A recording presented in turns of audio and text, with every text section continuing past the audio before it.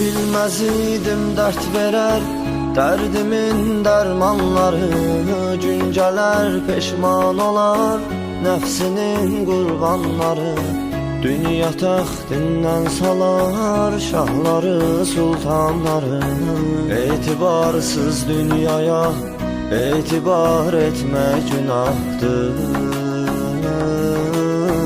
İntihar etmek günahdır.